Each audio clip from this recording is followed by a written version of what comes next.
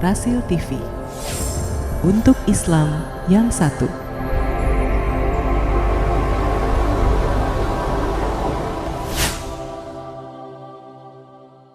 Bismillahirrahmanirrahim. Assalamualaikum warahmatullahi wabarakatuh.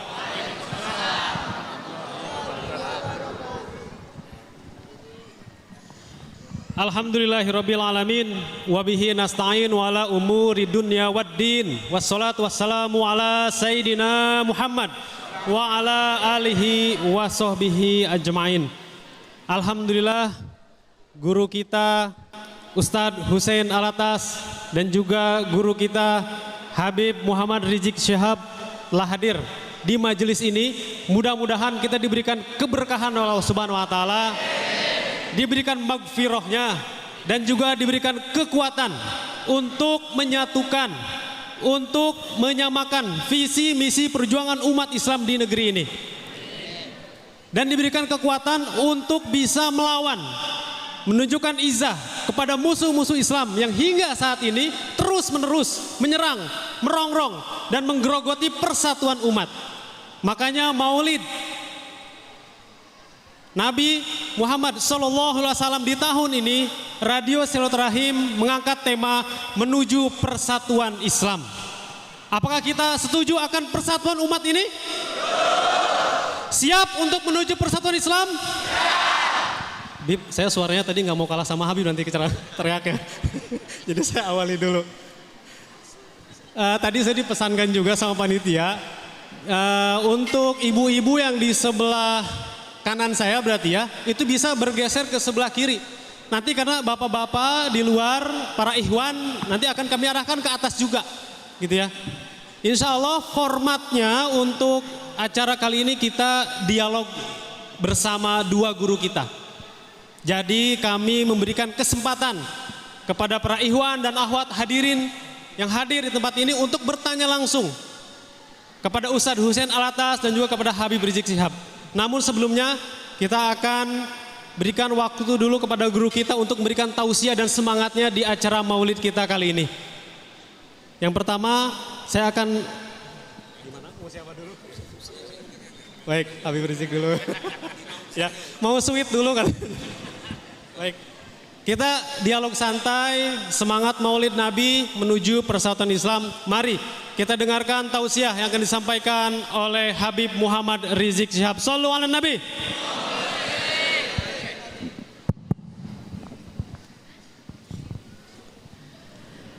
Assalamualaikum warahmatullahi wabarakatuh.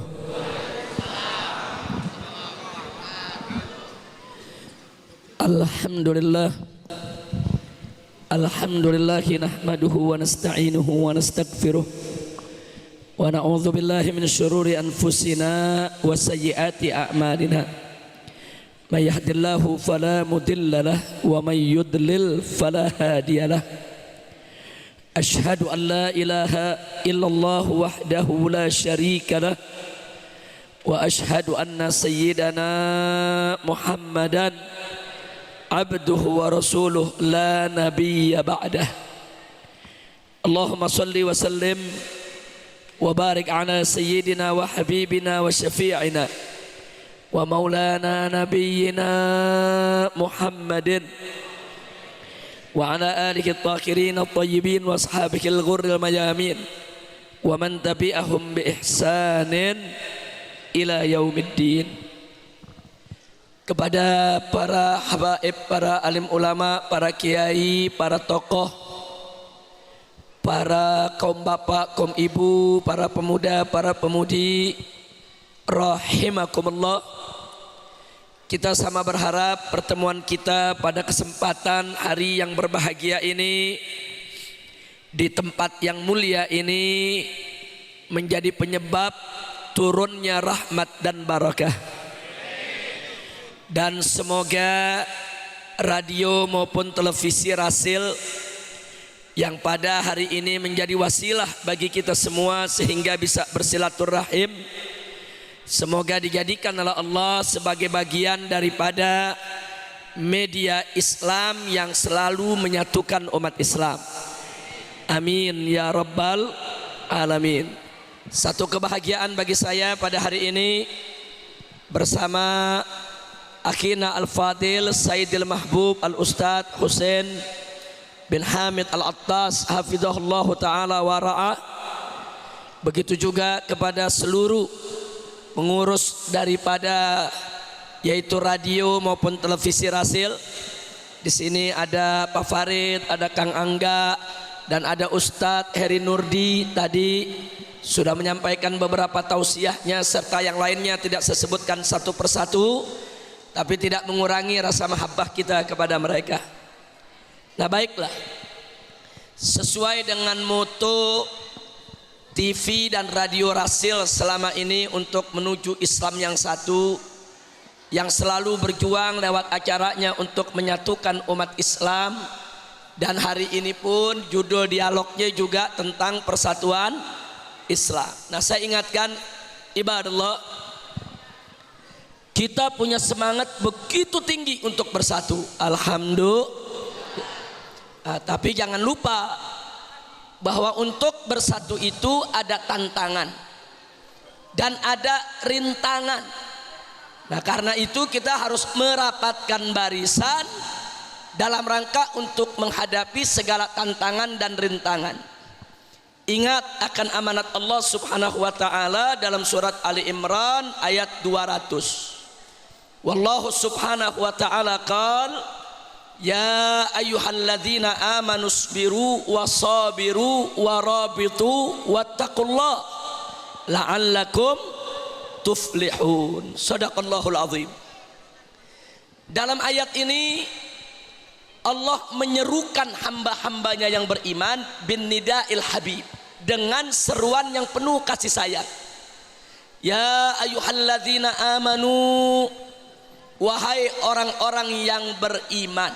Itu kalimat wahai orang-orang yang beriman itu disebut an-nida'ul habib, seruan yang penuh kasih sayang. Artinya melalui seruan tersebut Allah Subhanahu wa taala menunjukkan cinta kasih dan kasih sayangnya kepada orang yang beriman. Setelah itu Allah perintahkan, yang pertama yang diperintahkan oleh Allah adalah isbiru, sabarlah kamu. Jadi kita disuruh sabar dalam berjuang. Jadi tidak terburu-buru, tidak tergesa-gesa, karena terburu-buru itu al-ajalatu minas syaitan. Keterburu-buruan itu merupakan bagian daripada syaitan, dan itu merupakan pangkal daripada kegagalan. Nah yang kedua yang Allah nyatakan wasabiru. Jadi pengertian wasabiru yaitu musabarah, kita diminta untuk lebih menguatkan kesabaran kita, atau dengan kata lain kita diminta sabar dan tegar. Sabar dalam berjuang dan juga harus tegar untuk menghadapi segala tantangan. Karena perjuangan itu tidak ringan. Akan ada ancaman, akan ada intimidasi, akan ada teror, sebagaimana yang pernah dialami oleh Nabi kita Sayyiduna Muhammad sallallahu alaihi wasallam. Yang berikutnya kata Allah warabitu, yaitu kita diminta untuk meningkatkan kewaspadaan dan kesiagaan untuk selalu menjaga diri dari segala kemungkinan serangan musuh, saudara. Makanya umat Islam yang ada di Sagar perbatasan, saudara, yang ditugaskan untuk menjaga dalam medan perang di perbatasan negeri Islam jangan sampai diserang, itu disebut murabatah, saudara. Jadi diminta supaya mereka selalu siaga, tidak boleh lengah. Nah tapi jangan lupa perintah Allah kita untuk sabar, untuk tegar, untuk selalu siaga, ini harus berdiri atas dasar wattaqullah, bertakwalah kamu sekalian kepada Allah.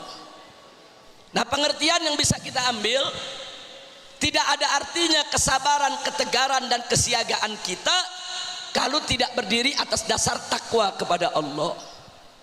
Dan ingat, sehebat apapun sabar dan tegar kita, sebesar apapun kekuatan kita, sehebat apapun juga kita punya kewaspadaan dan kesiagaan, tidak akan pernah ada artinya tanpa pertolongan Allah.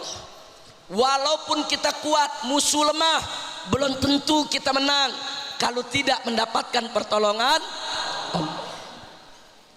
Tapi selemah apapun kekuatan kita, saudara, walaupun kita tidak punya kekuatan yang besar, sementara musuh punya kekuatan begitu hebat, manakala pertolongan Allah menyertai kita, saudara, maka kelemahan kita akan berubah menjadi kekuatan. Dan kebesaran musuh, saudara, tidak akan pernah mampu untuk merobohkan perjuangan kita. Karena pada hakikatnya segala daya upaya dan kekuatan hanya milik Allah. La haula wala quwata illa billah. Makanya, saudara, dalam rangka untuk kita meningkatkan kesabaran, ketegaran, kewaspadaan dan kesiagaan, dalam rangka kita merapatkan barisan, menyatukan setiap potensi, jangan lupa untuk senantiasa bertakwa kepada Allah, ikuti perintah Allah, jalankan segala apa yang Allah perintahkan, jauhkan segala larangannya, kemudian memohon kepada Allah. Memohon, jangan lupa wasta'inu bis sabri wassalah. Mohonlah pertolongan Allah itu dengan sabar, dengan doa, saudara, karena itu yang akan menjadi kekuatan kita semua, insya Allah. Nah, kemudian yang tidak boleh kita lupa bahwa bersatu itu adalah perintah Allah. Wallahu subhanahu wa ta'ala qala wa'tasimu bihablillahi jami'a wa la tafarraqu. Jadi pertama Allah perintahkan kita al-i'tisam bihablillah. Bagaimana kita berpegang teguh kepada tali Allah, yaitu kepada aturan Allah, hukum Allah, syariat Allah yang tertuang di dalam Al-Quran dan As-Sunnah, yang telah disampaikan oleh Nabi dan para ahlul baitnya serta para sahabat dan para ulamanya. Jadi kita wajib bersatu di dalam iman, dalam ihsan, dalam Islam, dalam takwa, dalam kebajikan. Tidak boleh kita bercerai-berai. Yang kedua, ada mutafarruq. Nggak boleh kita bercerai-berai, saudara. Nah, kenapa kita diperintahkan untuk bersatu, nggak boleh bercerai-berai? Sebab di dalam persatuan itu bukan hanya ada kekuatan, tapi juga ada keberkahan, saudara. Makanya Nabi kita mengatakan dalam hadisnya, kama qala Nabi sallallahu alaihi wasallam, di mana Nabi mengatakan alaikum bil jamaah fa inna yadallahi ma'al jamaah. Kata Nabi, wajib atas kamu sekalian apa? Al jamaah, berjamaah, bersaudara, bersatu, gotong royong, bahu membahu. Kenapa? Nabi mengatakan fa inna yadallahi ma'al jamaah. Sesungguhnya pertolongan Allah menyertai daripada kebersamaan dan persatuan. Ini yang saya mau garis bawahi, ya ikhwan. Artinya manakala kita bersatu, saudara, ada keberkahan dari Allah, ada pertolongan Allah. Jadi bersatu itu bukan hanya sumber kekuatan, tapi sumber keberkahan, sumber pertolongan Allah. Kalau kita bersatu, kita akan ditolong oleh Allah, diberkahi oleh Allah, dan akan diberikan kemenangan. Amin ya rabbal alamin. Maka itu saya mau tanya semua yang hadir di sini, siap bersatu, siap bersaudara, siap bekerja sama? Takbir. Sallu ala nabi. Nah, makanya kita wajib mensyukuri anugerah Allah. Allah memberikan anugerah kepada kita melalui aksi 411, melalui aksi 212. Saudara, tanpa kita sadari bagaimana Allah menggerakkan hati hamba-hambanya di negeri ini, mereka merapat dan bersatu dengan melepaskan fanatisme kepada kelompok dan golongannya, saudara. Ini yang selama ini selalu dikita-kitakan oleh Rasil. Ini yang selama ini selalu diteriakkan, diserukan oleh Ustadz Hussein. Dan ini yang selama ini selalu didakwakan oleh para habaib dan para ulama, saudara. Alhamdulillah, melalui gerakan 411 dan melalui gerakan 212, kita mendapatkan anugerah dari Allah Subhanahu wa ta'ala. Makanya waktu 212 aksi di Monas sana, saudara, umat Islam berkumpul, nggak ada yang nanya-nanya soal organisasi, saudara. Orang nggak nanya kamu dari NU, kamu dari Muhammadiyah, kamu dari FPI, kamu dari HTI, oh kamu dari PUI, kamu dari Persis, nggak ada. Datang kau Islam, aku Islam, kita datang sama-sama bela Islam. Betul? Betul. Maka itu saya tanya, waktu aksi 212, suasana kekeluargaan, suasana persatuan persaudaraan, indah tidak? Indah tidak? Indah tidak? Takbir. Bagi kita indah, bagi musuh menakutkan, saudara. Bagi kita indah, bagi musuh menakutkan. Makanya jangan kaget kalau kemudian ada kelompok di negeri ini menilai atau melihat bahwa aksi 411 dan 212 merupakan ancaman. Nah, jadi hati-hati Pak Bu ya, ini informasi yang saya mau sampaikan. Jadi mereka ini sudah gagal paham. Mereka sudah gagal paham. Jadi mereka gagal memahami tentang indahnya persaudaraan dan persatuan umat Islam.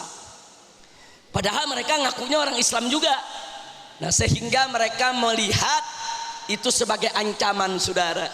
Mulailah mereka mengorek-ngorek, cari persoalan supaya para tokoh-tokohnya dari aksi 411 maupun 212 bisa dipolisikan, bisa dikasuskan, bisa dilemahkan. Bahkan mereka membuat, saudara, stigma seolah-olah aksi 212 itu anti NKRI, anti Bhinneka Tunggal Ika, anti Pancasila, anti Undang-Undang Dasar 1945, dan itu mereka viralkan, saudara. Padahal kehadiran umat Islam di sana, saudara, sama sekali tidak ada urusan dengan urusan-urusan mau merusak Pancasila, merusak NKRI, merusak UUD 45, merusak Bhinneka Tunggal Ika.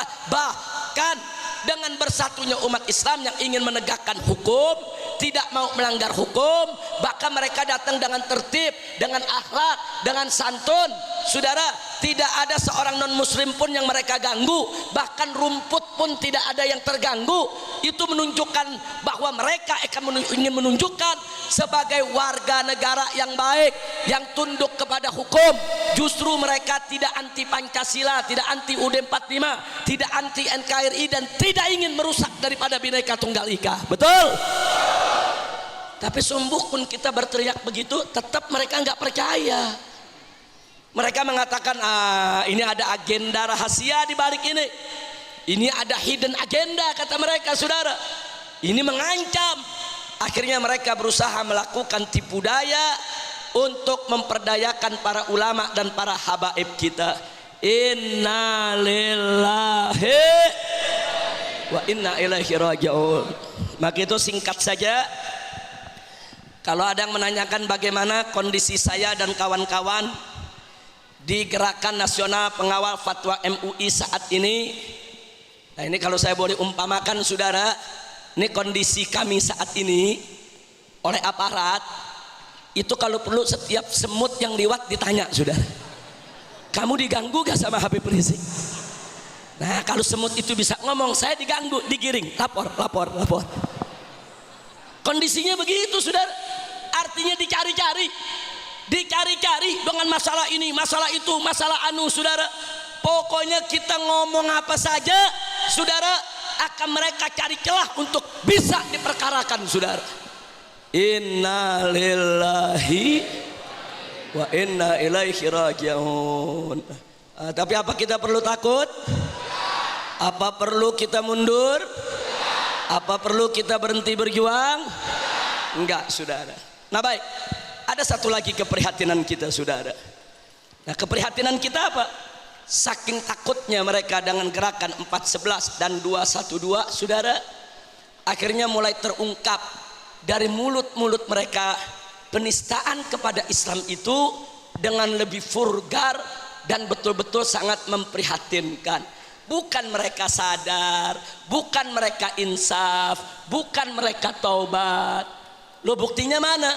Beberapa waktu yang lalu di televisi ada pidato seorang nenek-nenek, saudara. Kok ketawa? Ya orang kalau udah punya cucu kan nenek. Saya udah punya cucu kakek. Jadi Ustadz Husain kakek-kakek, saya kakek-kakek. Bukan menghina, emang benar.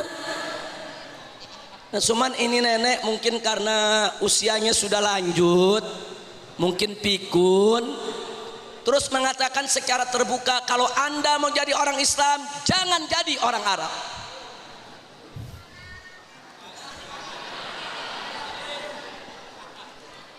Loh, ini bukan fitnah, ada gak yang ngomong begitu? Ada yang ngomong begitu? Itu kalimat tidak tegak lurus. Mestinya kalimatnya diperbaiki. Kalau Anda mau jadi orang Islam, tidak boleh benci Arab. Itu amanat Nabi, saudara. Sampai Nabi mengatakan ahibbal Arab li salas, cintailah Arab karena 3 perkara.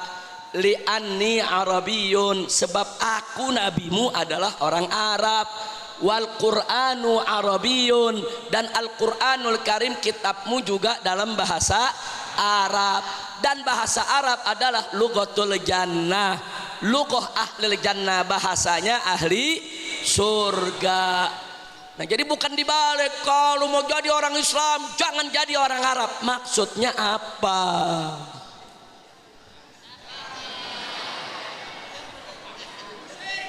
Ini urusannya nih, selesai dialog di Rasil, besok saya dilaporin lagi sama polisi.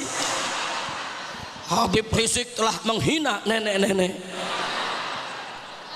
Pokoknya setiap ceramah dilaporin, setiap ceramah dilaporin. Kacau balau ini negeri, saudara. Saudara, saya beberapa waktu yang lalu pernah ceramah dan pernah diputar juga di Rasil, saudara. Ini memang ada gerakan sangat berbahaya sekali. Gerakan mengarab-arabkan Islam, mengarab-arabkan syariat, mengarab-arabkan aturan Allah dan Nabi. Inna lillahi wa inna ilaihi raji'un. Sedih, saudara, tatkala ada profesor, doktor, tatkala ada orang yang disebut cendekiawan tega mengatakan Islam itu agama Arab, Islam itu agama pendatang, Islam itu bukan agama leluhur bangsa Indonesia. Sehingga kalau Islam itu mau diterima di Indonesia, maka Islam harus dinusantarakan. Ini bukan fitnah, ada yang ngomong begitu, saudara. Jawab jangan. Jawabnya panjang. Urusannya nggak jadi dialog, enggak. Kesian Kang Angga nggak ada kerjaan. Jawab jangan. Nah, singkat saja, saudara. Kalau mereka katakan Islam itu agama Arab, enggak betul. Islam itu bukan agama Arab. Islam itu dinun samawiyun, agama langit. Dan Islam itu bukan datang dari orang Arab. Enggak ada orang Arab ngarang agama Islam. Islam itu minallah, datang dari Allah. Jadi jangan salah paham. Nah, Allah menurunkan agama Islam ini kepada Nabi memang pertama kalinya di tengah bangsa Arab, tapi bukan hanya untuk bangsa Arab, bukan hanya untuk suku Quraisy, bukan hanya untuk keluarga dan keturunan Nabi, bukan, tapi untuk seluruh suku bangsa. Itulah karenanya Allah firmankan dalam Al-Qur'an, faqala ta'ala wa ma arsalnaka illa kafatan linnas basyiran wa nadhira. Apa kata Allah dalam ayat tadi, saudara? Tidaklah kami utus engkau wahai Nabi, wahai Rasul, wahai Muhammad, melainkan untuk segenap umat manusia. Basyiran, sebagai pembawa berita gembira, wa nadhiran, dan sebagai pemberi peringatan. Nah, karena itu saya tanya, nah, berdasarkan dalil-dalil ini, kalau begitu Islam itu agama Arab atau agama langit? Agama karya orang Arab atau datang dari Allah? Yakin? Alhamdulillah. Ada lagi yang bilang karena agama Arab jadi agama pendatang. Tunggu dulu. Islam itu bukan agama pendatang, saudara. Islam itu dinullah, agama Allah, agama milik Allah.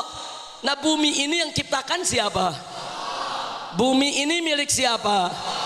bumi ini milik Allah, Islam agama Allah, sehingga dimanapun Islam itu hadir di atas muka bumi ini, Islam tidak pernah menjadi pendatang, saudara. Justru yang pendatang kita nih semua umat manusia. Justru yang pendatang itu agama-agama lain yang tidak jelas asal usulnya, saudara. Sedangkan agama Islam jelas datang dari Allah, saudara. Dari semenjak Nabi Adam alaihissalam sampai Nabi Muhammad, semuanya beragama Jadi kau bilang Islam agama pendatang, ente ngaca dulu, ente yang pendatang, bukan Islam yang pendatang, betul? Ada lagi dia ngomong Islam bukan agama leluhur bangsa Indonesia. Loh, kenapa saya megang kepala, saudara? Bukan saya pusing, saya capek. Loh, kok ada orang bego begini? Loh, kenapa, saudara? Baik, tolong jawab yang jujur, semua yang hadir di sini, saudara. Bangsa Indonesia ini bangsa jin atau bangsa manusia? Jawab semua yang kompak, bangsa jin atau manusia? Yakin? Pertanyaan kedua, bangsa binatang atau manusia? Yakin? Betul? Baik, sebagai bangsa manusia, siapa kakek moyangnya? Siapa kakek moyangnya?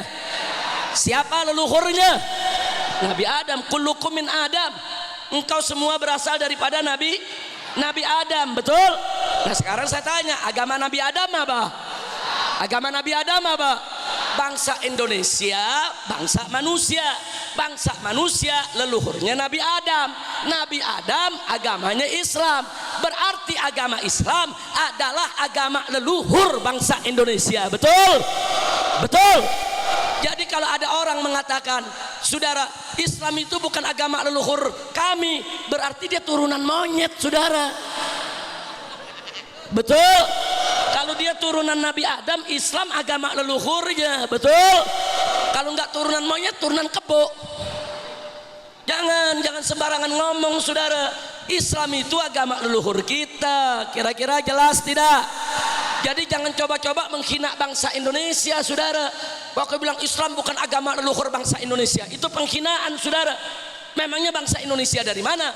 Bangsa Indonesia itu adalah bangsa manusia, turunan Nabi Adam alaihissalam. Kullukum min Adam wa Adam min turab. Kita ini semua berasal dari Nabi Adam, dan Nabi Adam berasal dari tanah. Saudara, kita semua sama. Siapa yang istimewa di antara kita? Mereka lah yang paling bertakwa di sisi Allah Subhanahu wa ta'ala. Kira-kira jelas tidak? Paham semua? Ya, jadi bahaya. Kenapa ini saya pandang penting, saudara? Ini sebagai ancaman daripada persatuan kita. Jadi kita lagi mau bersatu nih, kita diadu-adu, saudara. Diadu-adu antar suku, antar golongan, antar madhab. Hati-hati, nggak boleh kita diadu lagi, saudara. Jangan. Nah, maka itu tantangan kita sangat berat. Kira-kira jelas tidak? Paham tidak? Jadi sekarang Islam diarab-arabin. Bukan Islam aja diarab-arabin, jilbabnya ibu-ibu juga diarab-arabin. Ibu-ibu mau ngapain pakai jilbab? Itu pakaian Arab, itu budaya Arab, itu tradisi Arab. Mau ngapain? Kalau jadi Islam jangan jadi orang Arab. Ambil Islam, buang Arabnya. Jadi kalau ibu-ibu jadi orang Islam jangan pakai jilbab, buang jilbabnya, pakai itu budaya kita.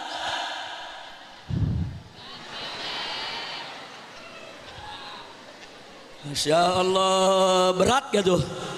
Bu, mau ngapain dijajah sama Arab? Orang pakai jilbab dibilang dijajah sama Arab, saudara. Orang perempuan kalau pakai jilbab dijajah sama Arab, diperbudak sama Arab, di Arab-Arabin itu jilbab. Kurang ajar tidak? Tolong buka sejarah yang betul. Dulu bangsa Arab, perempuannya di zaman jahiliyah nggak ada yang pakai jilbab. Mereka mutabarrijat. Apa itu mutabarrijat? Makshufatul aurat. Rambut mereka riap, leher mereka terlihat, pusar mereka pamerkan. Itu tata cara berpakaian wanita-wanita Arab jahiliyah. Datang Islam, Nabi ajarkan kepada kaum muslimah bagaimana cara berpakaian yang bagus. Kemudian Allah perintahkan Nabi, qul li azwajika wa banatika wa nisa'il mu'minin yudnina 'alaihinna min jalabibihin. Dzalika adna ayyurafna fala yu'dzain. Luar biasa, saudara. Apa kata Allah kepada Nabi? Hei Nabi, hei Rasul, hei Muhammad, katakan kepada istri-istrimu, putri-putrimu, perempuan-perempuan orang yang beriman, yudnina alaihinna min jalabibihin, agar mereka menghamparkan pakaian kurung mereka, menutup aurat mereka. Kenapa? Karena yang demikian itu mereka mudah dikenali, sehingga mereka tidak teraniaya, tidak terganggu, tidak tersakiti. Indah tidak? Begitu ayat ini turun, Nabi kasih tahu kaum muslimat, saat itu juga seluruh kaum muslimat tidak keluar rumah atau tidak bertemu dengan laki-laki yang bukan mahramnya, kecuali mereka semua memakai jilbab, saudara. Nah kalau begitu saya mau tanya sekarang, setelah Anda dengar sejarah singkat nih barusan nih, nah, soal jilbab, saya mau tanya, kalau begitu jilbab itu adat Arab atau perintah Allah? Budaya Arab atau ajaran Nabi? Tradisi Arab atau kewajiban agama? Ini yang mesti dipahami, saudara. Jadi jangan seenaknya mengatakan, saudara, tentang jilbab itu adat Arab, budaya Arab. Dia nggak suka sama syariat, di Arab-Arabin, sampai jenggot di Arab-Arabin juga. Mau ngapain kalian orang Indonesia pakai jenggot? Hah? Mau dijajah sama Arab? Mau diperbudak sama Arab? Ambil Islamnya, jangan ambil Arabnya. Mau ngapain kalian diarabkan? Itu jenggot itu budaya Arab, itu budaya orang-orang gurun padang pasir, orang Baduy yang goblok-goblok. Jadi kalau orang berjenggot itu urat sarafnya ketarik, kata dia. Makin panjang jenggotnya, makin goblok orangnya. Astagfirullahaladzim, astagfirullahaladzim. Saudara, yang ngajarin orang berjenggot itu Nabi Muhammad Sallallahu Alaihi Wasallam. Dan lain begitu juga para sahabat, mereka berjenggot karena mau ikut Nabi, saudara. Nah sekarang kita tanya, kalau orang berjenggot dilambangkan sebagai kebodohan, apa dia mau fitnah Nabi itu bodoh? Para sahabat Nabi itu bodoh? Ahlul bait itu Nabi bodoh? Ittaqullah, takwalah kepada Allah, takutlah kepada Allah, jangan sembarangan bicara. Itu penghinaan kepada Nabi dan para keluarga serta sahabatnya, betul? Masya Allah, saudara, masalah jenggot nggak usah dipermasalahkan. Dalam mazhab Imam Syafi'i itu hukumnya sunnah. Kalau dikerjakan dengan niat mencontoh Nabi dapat pahala, kalau ditinggalkan tidak berdosa. Yang punya jenggot ikut Nabi, piara jenggotnya. Yang nggak punya jenggot jangan memaksakan diri. Udah nggak punya jenggot pakai buntut kambing. Udah gitu nggak punya jenggot, cuman selembar, dia paksain dirawat itu selembar. Akhirnya kayak benang layangan nyangkut. Nah yang punya jenggot piara jenggot, tapi jangan lupa, saudara, jenggotnya mesti bersih, mesti rapi. Jangan mentang-mentang piara jenggot, jenggotnya aut-autan kayak sarang laler. Mending laler doang, jangan-jangan kecoa bersarang di situ. Jangan sampai jenggotnya kotor, bau, saudara, jangan. Piara jenggot lebih panjang lebih bagus, itu sunnah Nabi. Tapi jangan lupa, innallaha jamilun yuhibbul jamal. Allah itu indah, menyukai keindahan. Kira-kira jelas tidak? Jadi kalau ada profesor doktor ngomong seenaknya, saudara, mengarab-arabkan jenggot, saudara, ente nggak mau piara jenggot itu urusan ente mau panjangin bulu ketek urusan ente. Cuman kalau kami mau ikut Nabi, ajaran Nabi, bulu ketiak dicabut, betul? Kumis dirapikan, betul? Jenggot dipanjangkan, betul? Kuku dipotong, betul? Bulu anu dicukur. Nah itu kan ajaran Nabi, saudara. Itu ajaran Nabi. Kalau kau nggak mau ikut ajaran Nabi, urusanmu. Tapi jangan kau Arab-Arabkan dong ajaran Nabi. Masya Allah, kira-kira jelas tidak? Ajaran semacam itu bahaya tidak? Bahaya tidak? Satu lagi, saudara, sampai urusan assalamualaikum mereka gugat. Hei bangsa Indonesia, ini yang namanya Indonesia ini kaya akan budaya. Kenapa kita tidak tunjukkan budaya kita? Kenapa kita mesti ikut budaya Arab? Mau ngapain kalian kalau ketemu orang assalamualaikum? Assalamualaikum itu adat Arab, tradisi Arab, budaya Arab. Mau ngapain kalian diarabkan? Mau ngapain? Nggak usah pakai bahasa Indonesia. Selamat pagi, selamat siang, selamat sore, selamat malam. Tunjukkan nasionalisme dan kebangsaan kita. Kalau jadi Islam, jangan jadi Arab. Ambil Islam, buang Arabnya. ambil Islam, ambil salamnya, tapi jangan pakai assalamualaikum, pakai selamat pagi, selamat siang, selamat sore, selamat malam.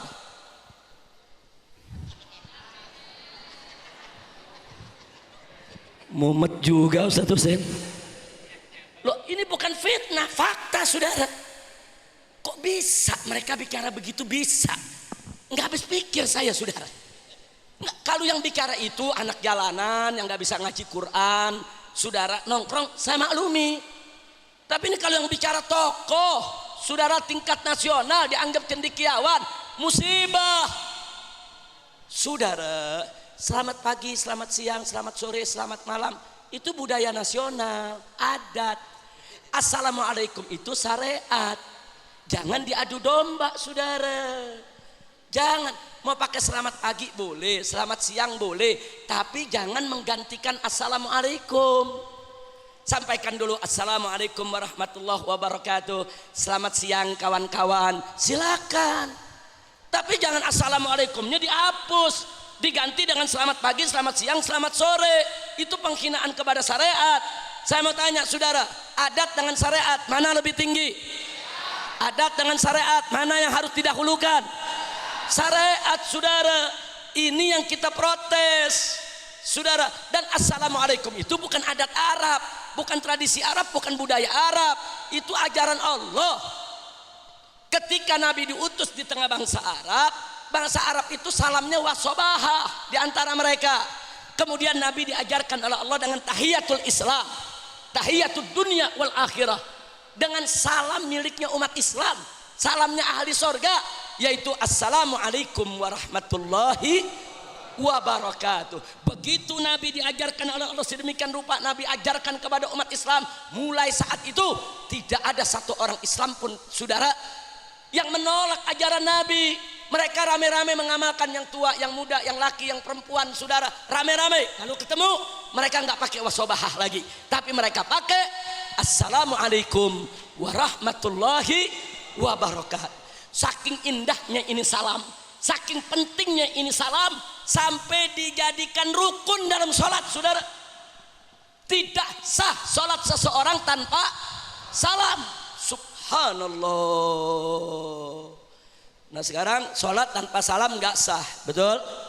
Nah pertanyaannya sekarang, nah kalau salamnya diganti bagaimana? Begitu sholat subuh, selamat pagi, selamat pagi, selamat pagi. Ntar begitu sholat zuhur, selamat siang, selamat siang. Lah kan nggak mungkin zuhur selamat pagi saudara.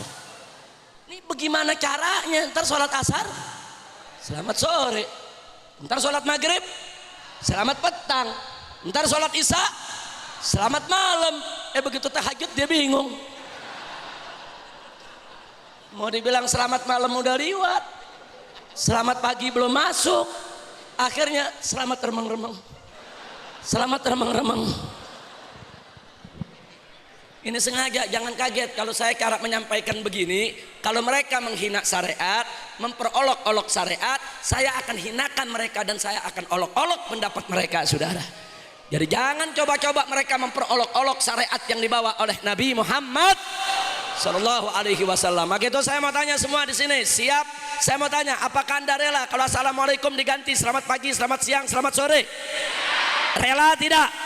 Siap amalkan assalamualaikum? Siap tegakkan assalamualaikum? Siap laksanakan assalamualaikum? Takbir. Ini urusannya nih, selesai dari sini saya dilaporin lagi nih. Habib Rizik sudah menghina budaya nasional. Yang satu melapor di polsek dekat sini, Habib Rizik menghina selamat pagi. Yang satu lapor di polsek sebelah sana, Habib Rizik menghina selamat siang. Yang satu lagi lapor di sebelah satu lagi, Habib Rizik menghina selamat sore. Yang satu lagi melapor lagi, Habib Rizik menghina selamat petang. Yang lainnya lagi melapor, Habib Rizik menghina selamat malam. Berapa laporan udah tuh? Masya Allah. Kenapa itu bisa terjadi saudara? Itu tadi karena nyari-nyari kesalahan saudara. Padahal yang kita sampaikan bukan menghina selamat pagi, selamat siang, selamat sore, tapi menempatkan selamat pagi, siang, dan sore pada tempatnya. Jangan coba-coba untuk menggantikan syariat Kira-kira jelas tidak? Jelas tidak? Alhamdulillah. Nah karena itu saudara hati-hati. Sekali lagi sebelum saya akhiri, jadi semangat persatuan kita yang luar biasa ini dimaknai oleh orang yang tidak suka Islam sebagai ancaman. Nah maka itu sekarang mereka memperolok-olok kita, memperolok-olok syariat kita, memperolok-olok agama kita, memperolok-olok jilbab kita, memperolok-olok pakaian kita saudara, memperolok-olok persatuan kita saudara. Inna lillahi wa inna ilaihi raji'un. Tapi nggak usah khawatir, gerakan tersebut saudara tidak boleh kita biarkan, kita lawan. Artinya selama mereka menantang kita dengan ilmu, kita lawan dengan ilmu. Mereka menantang dengan wacana, kita lawan dengan wacana. Mereka menantang kita dengan stigma, opini di medsos, kita lawan melalui medsos saudara. Tapi manakala mereka sudah melakukan gerakan fisik untuk mengganggu para habaib dan ulama, kita juga siap untuk menghadapi mereka secara fisik saudara. Takbir, sallu ala nabi. Demikian dulu yang bisa saya sampaikan. Wassalamualaikum warahmatullahi wabarakatuh.